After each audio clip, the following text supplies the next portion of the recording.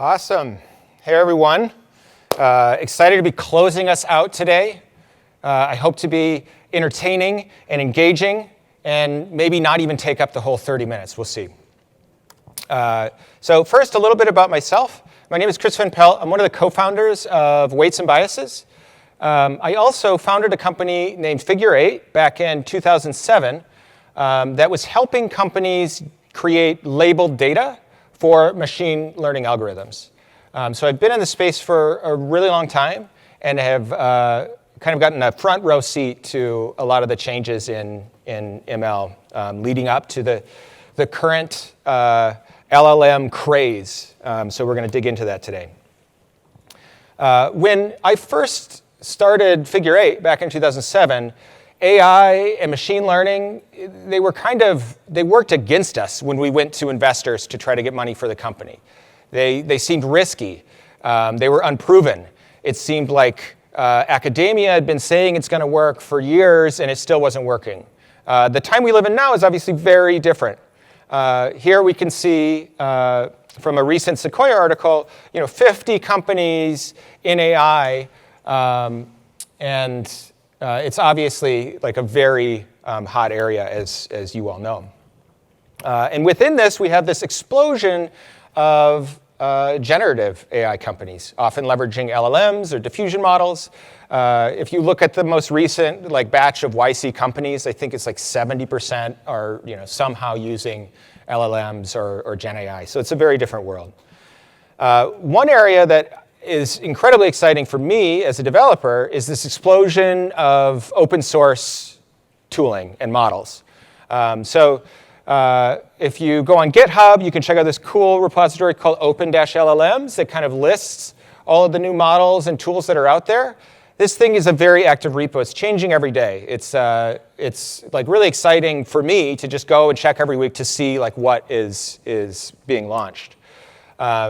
An example of one that I'm sure many of you are aware of is CodeLlama, Llama Fine Tune on coding data, which as a developer, someone who uses Copilot, it's like such a delightful experience to kind of have this helpful assistant. So the agenda for today. First, we're going to talk a little bit about how we got here. Then we're going to dive into 3 core LLM workflows and how we at Weights and Biases have seen different teams and users leverage LLMs and how the Weights and Biases toolkit can help. So how we got here? Well, a big part of the story is just compute. Deep learning happens in the 2010s, and at the same time, Moore's Law and GPUs and TPUs are giving us more and more compute.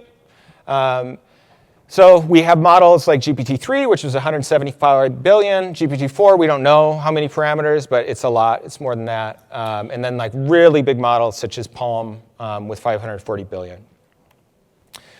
The large language model was especially well suited for this increased amount of compute because you didn't have to pay a company like Figure 8 or Scale or some big labeling firm to generate a ton of training data. The training data was already there. The base models can simply be trained on kind of semi-supervised learning, where we just say read this huge corpus of the internet, and we don't have to generate a whole bunch of labeled data. But then what we get are these models that aren't very useful, and we need to use RLHF or other approaches to kind of guide or steer the model towards the use case that we want. Behind all of this is the transformer, not that one, this one, which really changed everything, right? And this was 2017. This is about a year, maybe a year and a half after we had started Weights and Biases.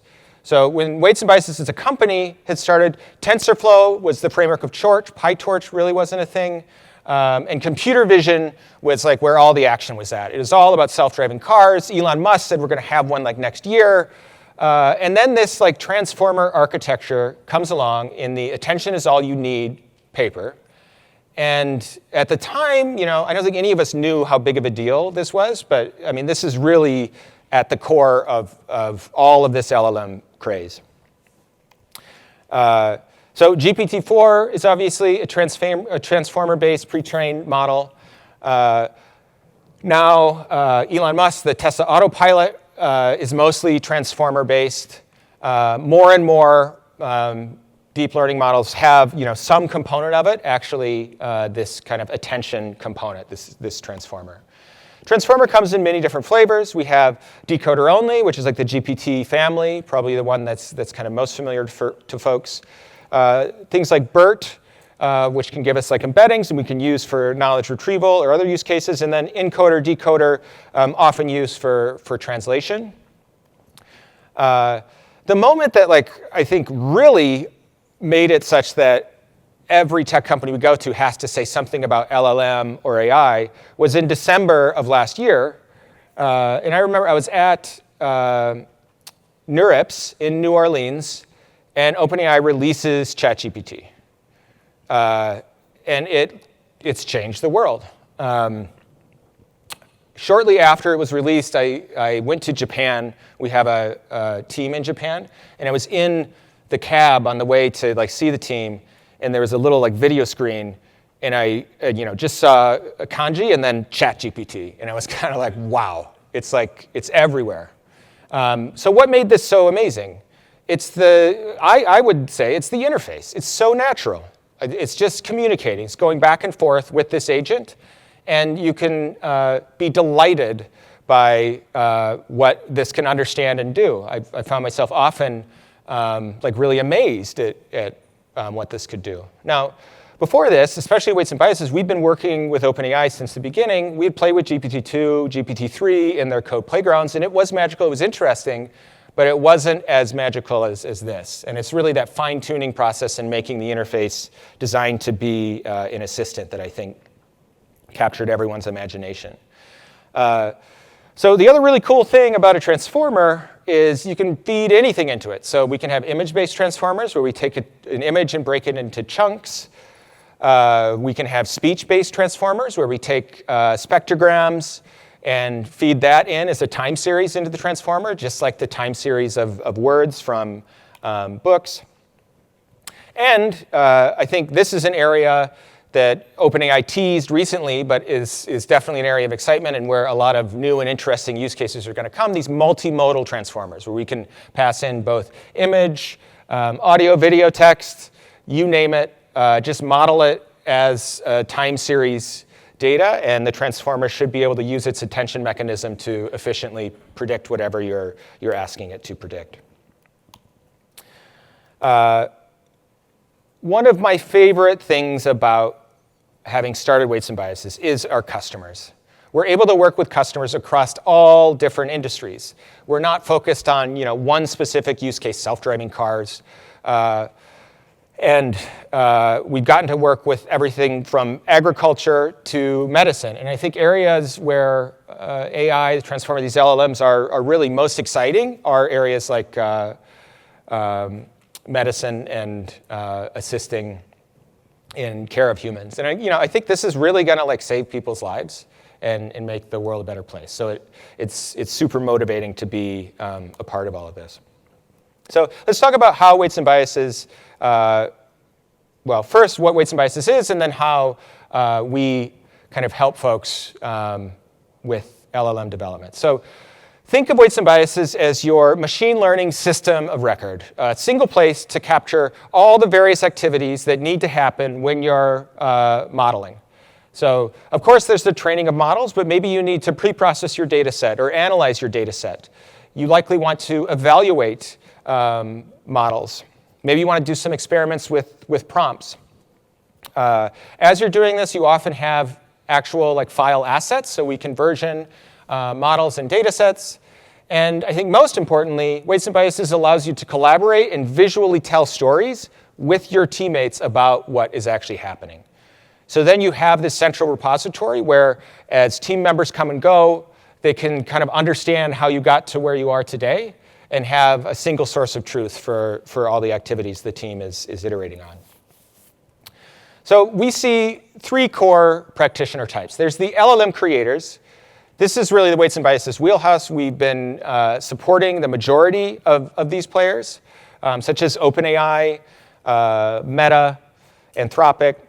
Then we have the LLM Fine Tuners. This is a really exciting area that I'm sure many of you are experimenting with Anyscale and Ray, where we take one of the open source models and then fine tune it on our specific use case.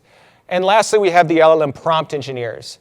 So these are cases where people are just interfacing with an API. This could be, say, the Anyscale endpoints or the OpenAI API, but they don't really need to know anything about AI models.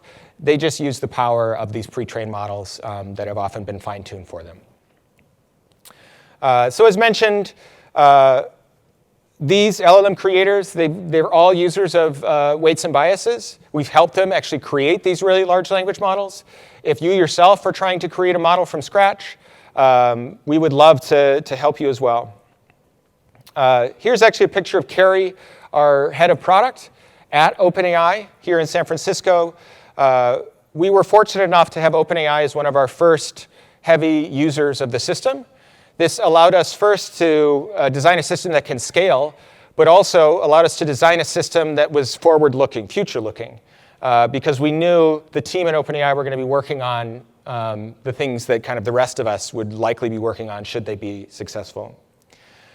So infrastructure has always been a challenge with these models. As we're able to get more parameters in these models, now it starts to get a lot trickier to run them. So we can't fit 175 billion parameters onto any accelerator. We have to split it up and run it across many separate accelerators and often many separate actual compute nodes. So we have things like InfiniBand and all of these fancy approaches to scale across all of this compute.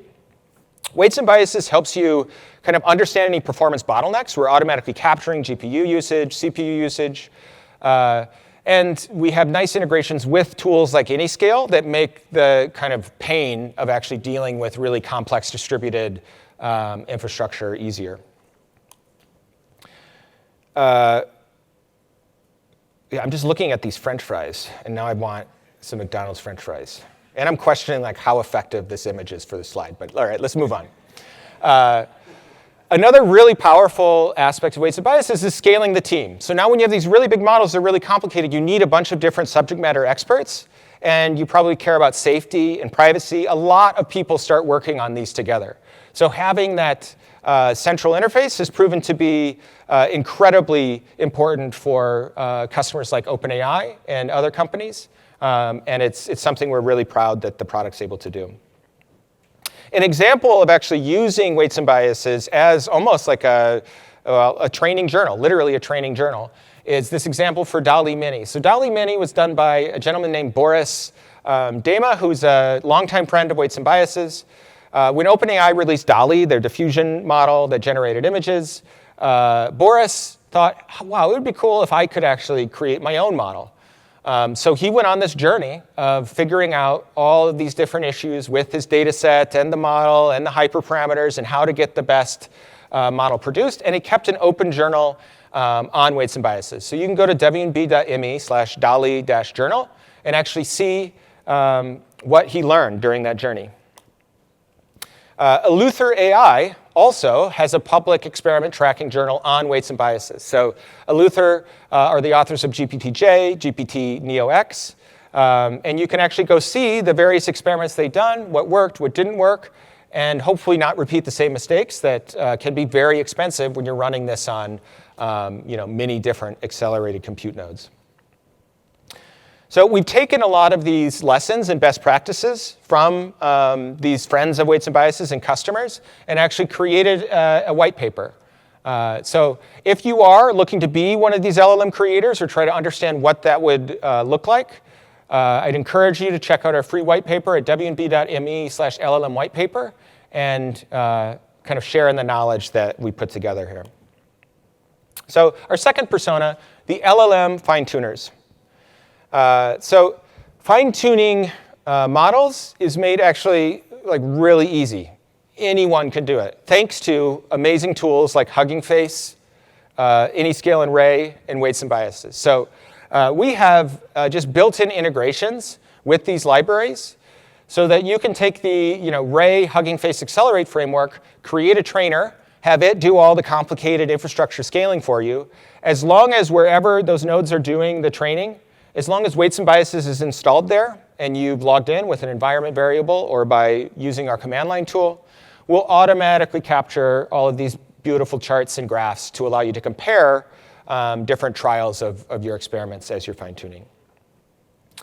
We also have weights and biases sweeps, which allows you to automate hyperparameter search. So once you have maybe done a couple experiments yourself, now you've got a conference like this to go to. You can fire off a sweep in the morning, and after the conference is over, go back home and see which of the sets of hyperparameters actually performed best. So maybe you want to tweak things like the batch size or the learning rate or the way you split the training and the test data. You can automate all of those trials, and we give you these rich visual ways to compare what's actually working and what isn't. Weights and biases artifacts gives you data lineage tracking. So you're able to see exactly which data sets you use to fine-tune a model at any given time, exactly which downstream models were fine-tuned. So next week when Meta comes out with Llama 2.1, you'll be able to track that, OK, this next iteration was actually trained on that, not the previous one. This is especially important when you're working in sensitive areas where there's more need for governance and some way to audit what could be happening with the data and any retraining that needs to occur. Another really powerful feature of weights and biases is our ability to visualize the data itself. So you can log actual samples from your LLM to weights and biases as a table, where you can say, here was the user's prompt, and here's what we actually output, with any additional metadata you'd like. So maybe you're trying to vary the temperature as you're iterating on this model. You can capture exactly what temperature was used for any given example. And the weights and biases model registry lets you take any of your fine-tuned model assets and put them in a central place where now the whole team will know this is the model we're using in production. Here's the current staging model that we hope to promote next week. And here's our baseline that we always want to compare against. A really powerful aspect of the weights and biases model registry is our automations feature. So automations allows you to say, when someone goes into the weights and biases UI and promotes a model to production, maybe hit a webhook in my infrastructure or fire off a GitHub action to go do some evaluation or automate some aspect of the actual pipeline. So this is really powerful to have that single source of truth of, all right, what models are we actually using right now as we ship something and iterate? So this is a bit of a humble brag. I don't know how humble this is. We tracked over 200 million hours of compute at weights and biases, which I am super proud of. And this is solely in our SaaS offering. So we allow you to just sign up online and use our cloud-based service. Actually, the majority of our enterprise customers are using our dedicated offerings, which means we can't really see what they're doing. We don't know how many compute hours are there. It's completely isolated for those that have higher privacy requirements. So our last persona, LLM for Prompt Engineers. We were really excited when ChatGPT took off, and now we had these APIs that a lot of developers want to use. So the first thing we did was use them ourselves to really understand the pain points of this kind of new persona that we didn't understand as well as the people that were doing data science and modeling. So we built a weights and biases support bot. We call it WANBot. You can interact with WANBot at wnb.me/discord and ask it questions about weights and biases, the company or the product, and it will return them directly in the weights and biases UI. Behind the scenes, this is powered by ChatGPT or GPT 3.5. We kind of took a lot of the lessons we learned while building this bot and created a course, which is free for folks to download and interact with. This was actually live a few months ago, but now you can still kind of download the videos and the content to look into what it takes to actually build one of these apps if you're interested.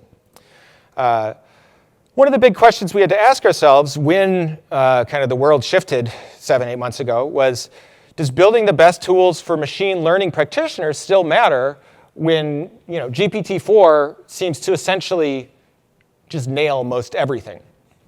And We believe it does. And this is because we now have this whole new audience of users. These are regular software developers that are now leveraging these tools. They need to care about the same things that those machine learning engineers need to care about. We need to measure things like accuracy. How good is it? We need to evaluate these models. The developers are often used to writing a CI/CD system that's red or green, and everything's good to go. This new world is all about probabilities, and we need to kind of have a different set of tools and a different way of thinking to deploy it effectively. So I love this example. Are ML practitioners still needed, right? All right, list countries starting with the letter O, gets the first one right, then totally doesn't follow the instructions.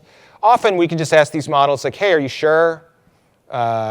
And it'll do better. It seems to have just gotten rid of a few of the P countries. We ask it, why you got rid of Poland and Portugal, and it just kind of goes back to where it was before.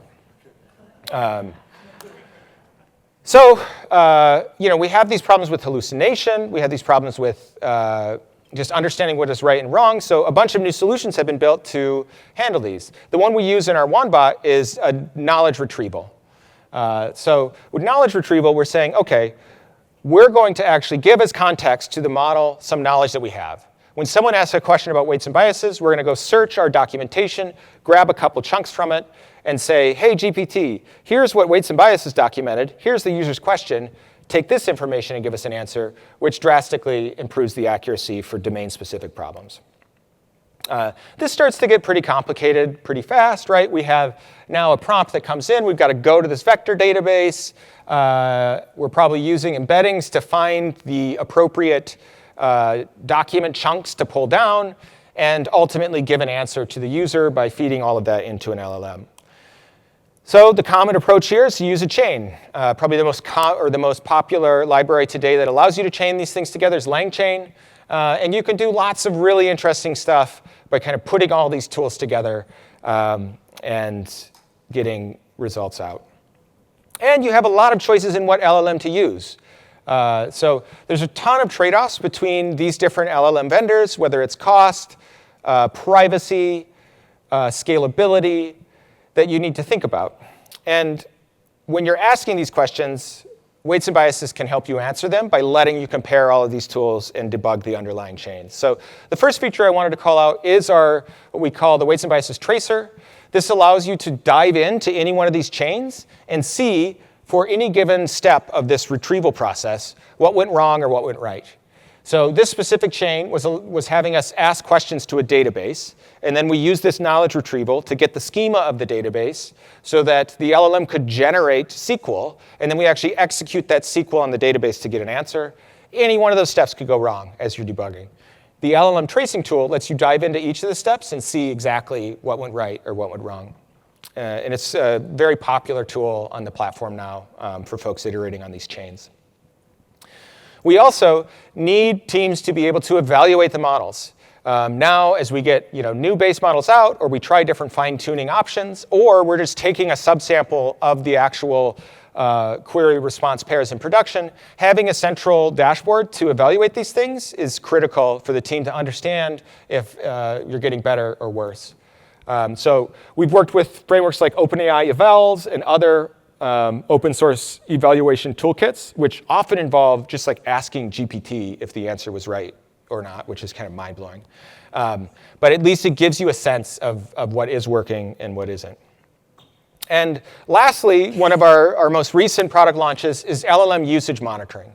So whether you're using OpenAI or Anyscale endpoints to query Llama, now you can have a single dashboard as an organization into usage, number of tokens, latency, and actual examples. I'm clipping it on the bottom of the table here, but you'll actually see user examples, which we can then feed into different evaluation flows and help the team kind of have a central view of all of this. We allow you to instrument this with code. using our Python libraries, or we also have a proxy where by setting 2 environment variables, the OpenAI SDK will now automatically go through this proxy and everything is captured automatically. So we're seeing this be really popular in enterprises where the team wants control over all the different teams in the org that might be leveraging these APIs so that they can have this auditability and governance.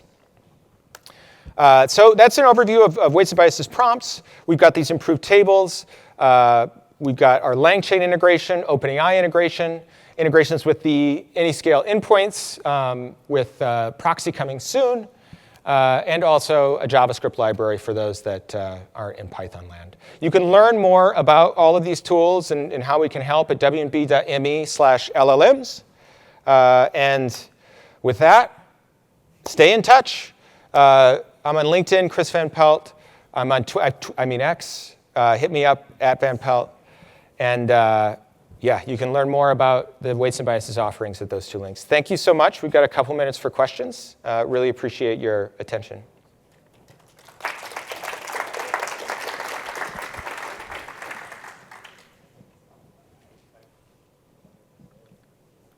Questions?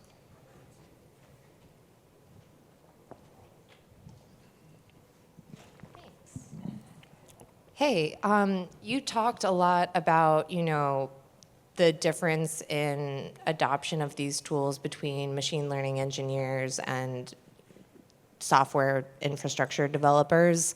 How do you see this push-pull evolve given the rapid evolution? Like you mentioned that, some of the biggest open source LLMs can lead and lose lead within 2 months.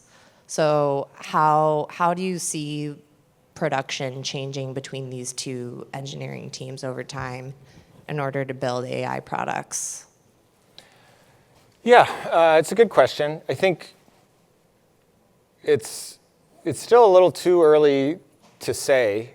I think everyone's still trying to figure this out. I will say every enterprise I've talked to is working on this. Like some team is experimenting with LLMs and trying to decide how it's going to be used.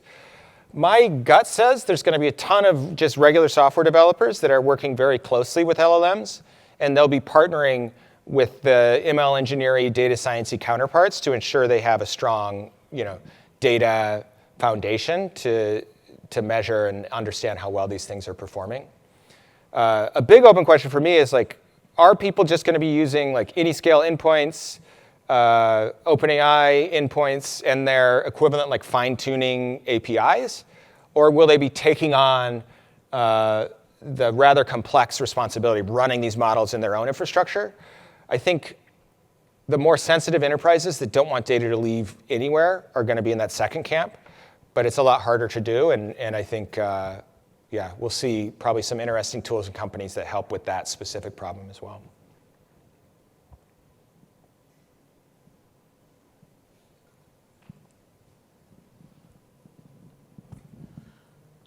This is a very interesting talk.